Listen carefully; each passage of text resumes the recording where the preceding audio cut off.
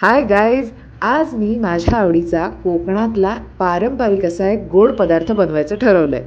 आणि त्यासाठी केळी, वेलची, नारळ, गूळ आणि तूप इतकं मोजकंच साहित्य घेऊन स्वयंपाकाला सुरुवात केली आहे.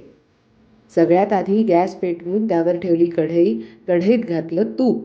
साजूक तूप असेल तर उत्तमच.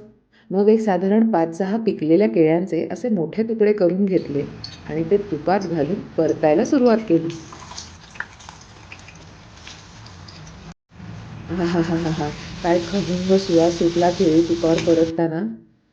केळी थोडीशी मऊ होऊ दिली आणि मग साधारण 2 मोठ्या वाट्या नारळाचा चव त्यात घातला. 5-6 केळ्यांना 2 मोठ्या वाट्या नारळाचा चव छान पुरतो. आपल्या आवडीनुसार आपण कमी जास्त करूच शकतो.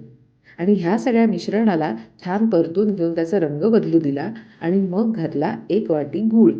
आपल्या आवडीनुसार आपण ह्याच्यात साखरही घालू शकतो. आणि मग परतून झाल्यावर ह्याला असा सुंदर रंग आला आणि छान सुवासही सुटला.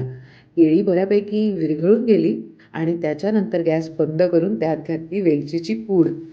आहा! वेलचीची पूड असल्याशिवाय गोड पदार्थाला चव ती काय. वेलचीची पूड घालून छान सगळं ढवळून घेतलं आणि तयार झाला माझा आवडीचा पदार्थ म्हणजेच भरली केळी.